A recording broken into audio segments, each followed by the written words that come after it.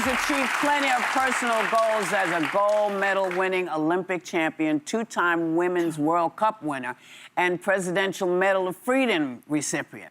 Now she's talking to some of the pop culture's biggest influential success stories on her new podcast, Why Are You Like This? Please welcome Megan Rapinoe.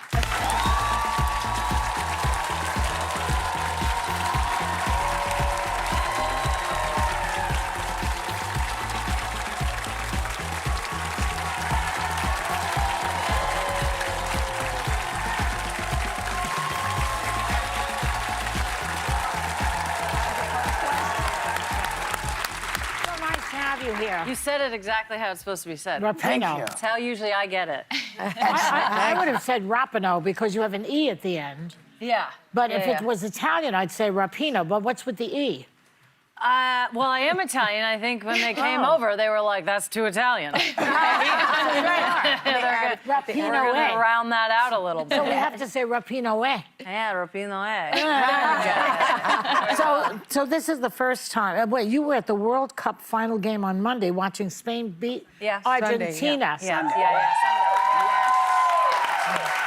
So you are also a two-time World Cup champion. Good for you. Yeah, thank you.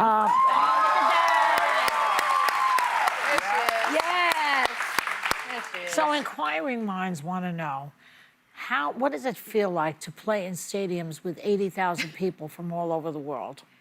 Whoa. It's exactly the kind of validation I need, you know? It's big and loud. No, it's incredible. Like, you can't, it's very surreal. You can't really put it into words. To walk out of the tunnel, to see it all. It's like such a pomp and circumstance. It's such an entertainment. Yeah. I mean, I thrived, you guys. I like a lot of it. I wasn't shy. It's fun, though.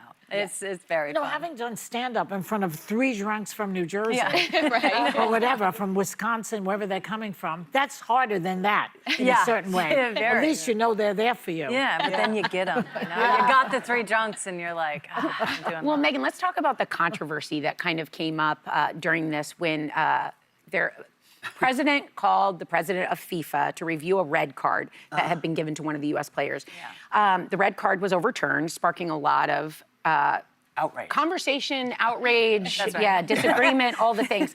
I felt like when I watched that game that they lost, they just came out of the gates scared and tentative. Do you think part of that was the noise of that conversation around that red card? Yeah, I think it kind of begs the question. You know, they had such a great vibe. Like, shout out to the boys. They played really well for the first 4 games. They had all of the energy and all the vibe and all the momentum. And then that was, like, not the team that we had been watching. I feel like I've been embroiled in something not quite similar to that, but having the president insert himself in a moment like that, the team. But we had been in a million moments like that. We were used to that. We had either thrown ourselves in or just by nature of, being a woman and being in sports and being gay, all of those things just were always around our team. And I wonder for them, they haven't spoken out about a lot. They don't have a lot of questions asked of them politically or culturally. Yeah. So it's a lot to deal with. You have 3, 4, 5 game, days between the games, and you go from being kind of like an underdog, and now the rest of the world hates you, and Belgium has this huge spur of momentum because they're like, nah, well, we're not gonna deal with that. Appropriate for Trump to insert himself into it? No, of course not. No, right? That was let FIFA do whatever it's gonna do. I mean, I'm not gonna, it's whether it should have been a red card or not, or the suspension or not, they could have done that or, done it more quiet. I don't know, but it's no, nobody wants that. Because now it's a what if. Now it's what if he never played, or what if he played, or what would the, team been able to accomplish if not for that? And now we're asking this question, which is unfortunate. You take all the spotlight off of the players on the field who have committed everything to being there in that moment. Yeah. Well, let me ask you this, because you've been at the forefront of the fight for equal pay in women's sports. And she has been. She has been. In 2019, you and your teammates filed a landmark class action lawsuit against the U.S. Soccer Federation, eventually resulting in a $24 million settlement. Wow. Yes.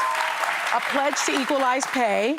and a historic 2022 collective bargaining agreement that, among other things, requires an equal split of World Cup prize money between the men and women's team, which I think is incredible. So what does that mean to you?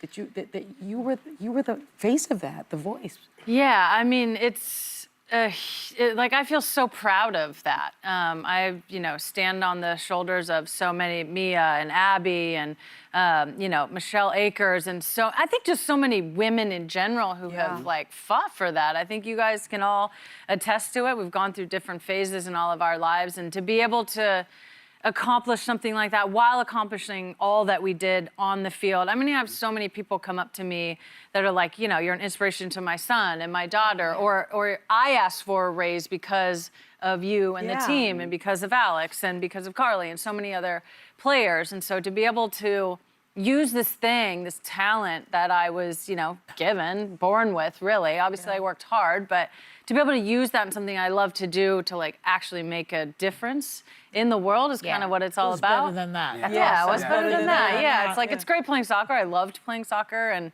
I loved the success, but ultimately there's got to be something more and bigger and better than that. And I feel like the equal pay was a huge legacy that now I can look at the way that women's sports is being treated now, whether it's WNBA or the PWHL or the NWSL. All of these leagues are thriving and really kind of on this rocket ship. And I think a huge part of that had to do with the collective awakening that we're all having, and a lot in part due to the equal pay. Yeah, and that people love watching women's sports. Yeah, that's a huge part of it. Turns out.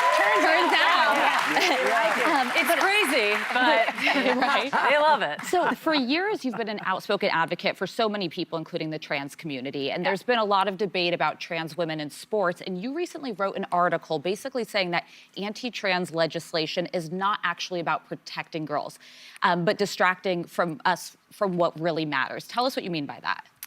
It's a beautiful article. Yeah, thank you. I appreciate that. I think what I mean by that is let's just pull back a little. At first it was well, nobody likes women's sports and nobody wants to watch it. Or there was, abuse happening and nobody seemed to care. Now all of a sudden we're going to use a vulnerable group of people in the trans community to be like, oh, well, we're just protecting women's sports and we care so much about it. When the Heritage Foundation is now going to go after Title IX. So is it about reproductive rights or is it about just women's rights in general? We're seeing the rollback of Roe v. Wade, marriage equality, I feel like is getting put back on the table. That was settled law. And so all of these things, yes, they're going after trans people in sports and they're using this as a wedge issue because we love sports and, we don't want our little girls to be unsafe in sports. And it's unsafe from who? But okay.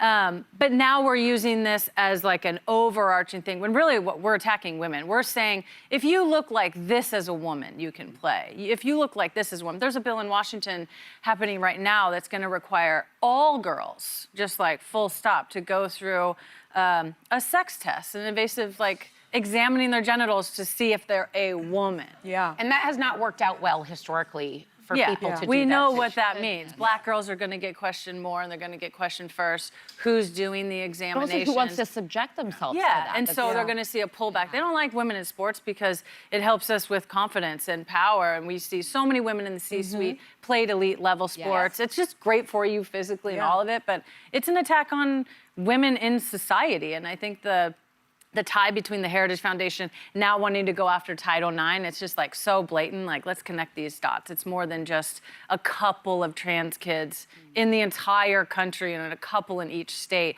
being able to participate in some youth sports. Yeah. Well, after retiring from your professional soccer career, you've actually hosted several successful podcasts, but now you're debuting a new podcast, which we mentioned in August, called Why Are You Like This? So tell us about this new series. Yeah, you said it perfectly when I came out. I can't say it. I mean, yeah, you've probably gotten this question a lot too, all of us. But I feel like I got this question either explicitly or implicitly throughout my whole career of just why are you doing that? Why do you go left when everybody else goes right? And I kind of loved that question. It sort of gave me an opportunity to explain my thought process. And I think I'm now able to be on the other side of the microphone and being the interviewer. And I want to talk to people about why they think the way that they do. There's so many people that are changing culture or changing the world and doing good. And I think at times people feel overwhelmed. And I'm like, let's talk to people that are doing it. What's their blueprint? Right. How can we learn from them and understand, the little ways that we can all make the world a better place? You know what? Come back to this table anytime. Yeah. Anytime, anytime. Thank you. Our thanks to Megan Rapinoe. Rapinoe. See, I knew you were gonna do that to me. New episodes of her podcast, Why Are You Like This, drop every Thursday starting August 6th. You can watch it on YouTube.